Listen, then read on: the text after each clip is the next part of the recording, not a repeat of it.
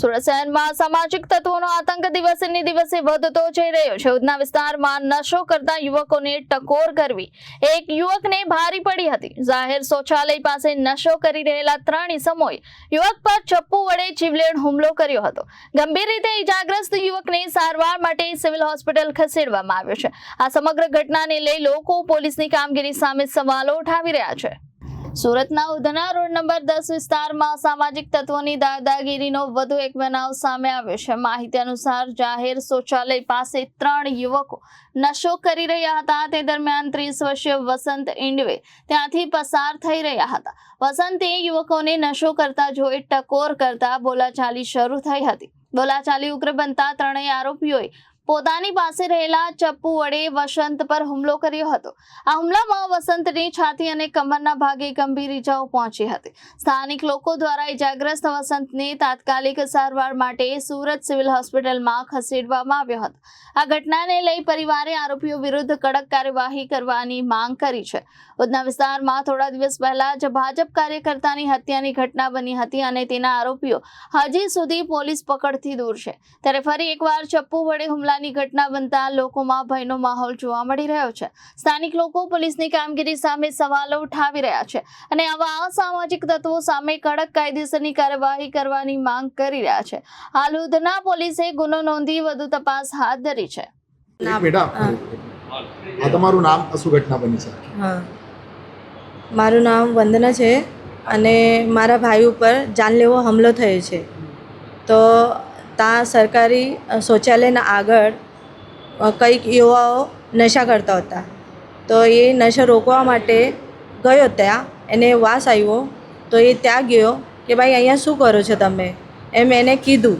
તો એ કહે છે કે અમે જે કરે તે તું વચ્ચે નહીં આવતો। તો એ નીકળી ગયો, ત્યાંથી નીકળવા લાગ્યો તો એ લોકોએ પાછળથી એને ઘાવ માર્યો, એને ચપ્પુ માર્યો। એટલે એને એમ થયું કે કંઈ લાગ્યું તો એ આગળ ફર્યો તો આગળથી પણ એક ચપ્પુ માર્યું એ લોકોએ અને એ તરત એને એના પાછળ ભાગ્યા મારવા કે આ બચીને જવું નહીં જોઈએ। અને ત્યાંથી એ નીકળ્યો ને ત્યારે એ લોકો બોલતા હતા કે તું અમારે વચ્ચે અગર આવ્યો ને તો હું તને જાનથી મારી દઈશ, એવું એ લોકોએ બોલ્યું। તો એ ત્યાંથી ભાગ્યો અને મોહલ્લાના છોકરાઓએ જોયું તો એ લોકોએ અહીંયા હોસ્પિટલમાં, સરકારી હોસ્પિટલમાં લઈને આવ્યા। ત્યાં કેટલી ઈજા પહોંચી છે? હા, કેટલું એમને ગંભીર ઈજા પહોંચી છે? તેને તો બહુ વધારે વાગ્યું છે। કિડની સુધી એને અસર થયો છે। એક અતડી કાપાઈ ગઈ છે અંદરથી, એને બોલતા નથી આવતું। બ્લડના બાટલા એને 7 ચડી ગયા। ઓક્સિજનમાં મૂક્યું તો પણ એને શ્વાસ લેવામાં ત્રાસ થાય છે, એને તકલીફ થાય છે બહુ। કેટલા લોકો હતા એ 3 છોકરાઓ હતા। એ કહેતો છે કે એ 3 છોકરાઓ હતા પણ એ લોકો પોલીસે એ લોકોને પકડી લીધું અને તરત જ બીજા દિવસે એ લોકોએ છોડી દીધું। કેમ છોડ્યું, શું કારણ હતું? અમારો ભાઈ તો હજુ પણ હોસ્પિટલમાં જ છે, એને તો છુટ્ટી આપી નથી। અમે તો કીધું નથી કે કેસ તમે વાપસ લે છે, તો એને કેમ એ બીજી વાર ગુનો કરે, બીજી વારે કોનો મર્ડર કરે એ લીધે એ લોકોને છૂટ આપે છે કે એ લોકો છોડી આપે એ લોકોને? કેમ છોડ્યું? અમને નથી છોડવું। અમે હજુ ફરીથી ફરિયાદ કરવા માગું છું કે મારે ભાઈએ હજુ પણ હોસ્પિટલમાં છે, એને કંઈ થઈ ગયું તો એના બાળકને, એની વાઈફને કોણ સંભાળશે?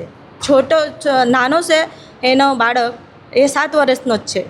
મારા મમ્મી પપ્પા પણ નથી, અમે 3 બહેને જ છે એના અને એક ભાઈ છે। એ લોકોને કોણ સંભાળે? એવું। आपका नाम बताइए, कहाँ पे ये वारदात हुई है और क्या मांगे? जीतू भाई इंदवे। 2 दिन पहले उधना रोड नंबर 10 12 नंबर पर कुछ असामाजिक तत्व है जो बहुत ही ख़राब नशा करते हैं। एक सिरप होती है, वो सिरप का नशा वो करते हैं, फिर गांजे का नशा करते हैं। ऐसे छोटी छोटी उम्र वाले लड़कों ने परसों वसंत इंदवे नामक युवक पर जीवलेण हमला किया, जिसकी किडनी में गंभीर ईजा हुआ है। उस बावजूद हम लोग फरियाद लिखने गए तो हमको वहाँ पर गैर वर्तणूक करके बाहर निकाला गया। हमने FRI की कॉपी मांगी तो भी हमको FRI की कॉपी नहीं दी गई। कौन सी कलम लगी है ये पूछने गए तो हमको ख़राब शब्द में वर्तन कर बाहर निकाला गया। और कल रात को उनको छोड़ दिया गया और वो लोग फरार हो गए। कुछ दिनों पहले ही एक समाज के लड़के पर इसी तरह से चाकू का हमला हुआ था। उस टाइम पर भी इन लोगों ने छोड़ दिया था। हम लोग सीपी ऑफिस गए थे। सीपी ऑफिस के दबान के बाद चार दिन से वो लोग फरार थे, लेकिन सीपी साहब का फ़ोन जाने के बाद तुरंत उसी दिन शाम को वो लोग अरेस्ट हो जाते हैं। तो इसका मतलब क्या है कि पुलिस वाले उनको सपोर्ट कर रहे हैं, कि पुलिस वालों को पता है कि वो लोग कहाँ पर है। अभी जो मारने वाले लोग कौन कौन हैं और कहाँ पे हो और क्या मांगे? एक जिगर वसावा और एक ढूली करके जो लड़के हैं वो पकड़ा गए थे। परसों रात को जेल में थे, लेकिन कल रात को उनको छोड़ दिया गया और आज विस्तार में वो लोग है नहीं। वो लोग उनके मूल वतन भरूच करके है, वहाँ पर वो लोग फरार हो गए। तो कहना ऐसा है कि पुलिस इन लोगों को सपोर्ट क्यों कर रही है? क्या पैसे लेकर पुलिस सपोर्ट कर रही है? क्या इनका कोई दबान है? इसीलिए हमारी एक ही मांग है कि इन लोगों को कड़ी से कड़ी सज़ा मिले, और ऐसे कुख्यात आरोपियों को अगर पुलिस सपोर्ट करती है तो इसके खिलाफ हम बहुत बड़ा धरना आंदोलन भी करेंगे, सीपी ऑफिस भी जाएंगे, कलेक्टर कचहरी भी जाएंगे, पूरा समाज एक करेंगे और उधना पुलिस के खिलाफ कड़ी से कड़ी हम एक्शन लेंगे। ब्यूरो रिपोर्ट जनादेश न्यूज़ सूरत।